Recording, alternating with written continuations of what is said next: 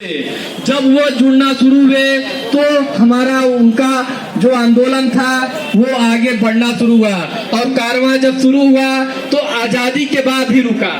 उस समय जब सहयोग असहयोग आंदोलन शुरू हुआ, सविनय अवज्ञा आंदोलन शुरू हुआ या फिर भारत छोड़ो आंदोलन शुरू हुआ, तो उसमें जो भी शुरू कूद गया, चाहे वो अपने वकालत पेशा में था, चाहे जो छात्र थे, चाहे जो किसी भी पेशे में थे, उन्होंने अपना हित नहीं देखा।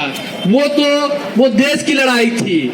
आज हम आप सब की लड़ाई है, छात्र की लड़ाई। आज हमें देश के लिए लड़ाई नहीं लड़नी है, आज ये लड़ाई स्वयं अपने लिए है। आपको पता है ये जो सरकार है कितनी मजबूत है, कितनी प्रचंड है। इस प्रचंड वेग को सहने के लिए हमें संगठित होना है। अगर हम 10 लोग इस सरकार के खिलाफ लड़ेंगे तो वो इस सूखे पत्ते के समान ऐसा उड़ता हुआ दिखाई देंगे कि हमारा अस्तित्व भी नहीं पता चलेगा।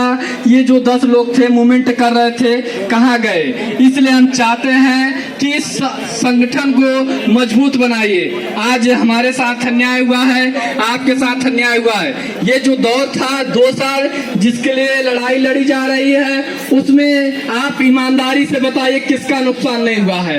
किसके भाई चले गए, किसके माता पिता चले गए, किस स्थिति में आज जो एग्जाम को दिए, कौन कहां फंसा रह गया, आपको सब पता है। आप सिर्फ अपना हित सोच रहे हैं कि हमारे पास तो शुरुआत है अटेम्प्ट का, बात अटेम्प्ट की भी नहीं रह गई। अब बात रह गई है जांच की लड़ाई की। हम सोच रहे हैं कि मीडिया को बुलाएं, किसी एमपी को बुलाएं, एमएलए को बुलाएं, मुख्यमंत्री को बुलाएं, किसी को बुलाने की जरूरत नहीं है। हमारा ये व्यक्तिगत विचार है। हम ये चाहते हैं कि ज्यादा से ज्यादा हम लोग खुद जुड़ जाएं, इतनी मात्रा में जुड़ जाएं कि मीडिया वाले खुद आने कवरेज करने आए। ज्यादा जब हम जुटेंगे, भीड़ इकट्ठा होगी। आपको पता है कि यहाँ पे तीनों टाइम रिपोर्ट बनाई जाती है और केंद्र सरकार तक बात पहुंचाई जाती है।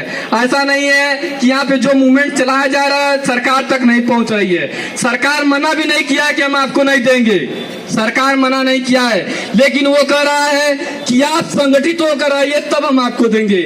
बस समस्या इसी में है कि हम संगठित नहीं हो पा रहे हैं, क्योंकि हम अपना हित देख रहे हैं। भगत सिंह, सुखदेव आज वे लोग होते तो यही सोचते कि हम किसके लिए जान दे दिए। हम आपको विश्वास दिलाते हैं, आज अपना व्यक्तिगत मत प्रकट करते हैं। अगर आप सब लोग 200 लोग हमारे पीछे खड़े हो जाइए, हम आमरण अनशन तक पर बैठ जाएंगे। कसम खुदा की अगर एक भी इंच पीछे हटे तो मुखर्जी नगर का हम आपको दिल्ली में कहीं अपना सूरत नहीं दिखाएंगे। बस हम अगर प्राण देने के लिए तैयार हैं तो हमें भी तो पता होना चाहिए कि हम किसके लिए प्राण देने जा रहे हैं। क्या वे लोग जो सिर्फ अपने बारे में सोचते हैं? भगत सिंह ने कुर्बानी इसलिए नहीं दी थी, वे इसलिए दिए थे, उन्हें पता था कि हमारे 1-2 कुर्बानी देने से देश आजाद नहीं हो जाएगा। लेकिन वे इसलिए कुर्बानी दिए कि जो आने वाली पीढ़ियां है या जो ये आंदोलन है इसको जो है नई गति मिलेगी। ज्यादा से ज्यादा युवा अपने लिए नहीं देश के लिए लड़ना सीखेंगे और देश के लिए कुर्बान होना सीखेंगे।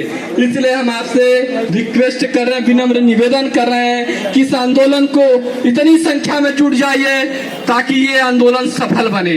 जितना हम सोच रहे हैं उसका 100 गुना इकट्ठा हो जाइए, क्योंकि ये एक जात की लड़ाई है।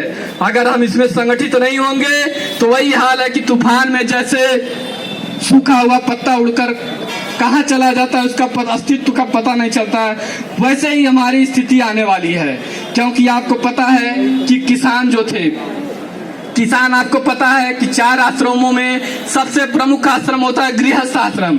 वे सबसे मजबूत होते हैं क्योंकि उनके पास पैसा रहता है। वो उस अवस्था में रहते हैं कि वे बाकी 3 आश्रम हो, चाहे ब्रह्मचर्य हो, चाहे वानप्रस्थ हो, चाहे संन्यास हो, वो सब का आधार होते हैं, वे सब का पालन पोषण करते हैं। तो जब वे गृहस्थ आश्रम वाले जब इस आंदोलन को, अपने आंदोलन को सफल बनाने के लिए इतना संघर्ष करना पड़ा, न जाने कितनी कुर्बानियां देनी पड़ी, तो हम लोगों के पास क्या है? हम लोग तो स्वयं संगठित नहीं हो पा रहे हैं, हमारे पास इतना पैसा नहीं है।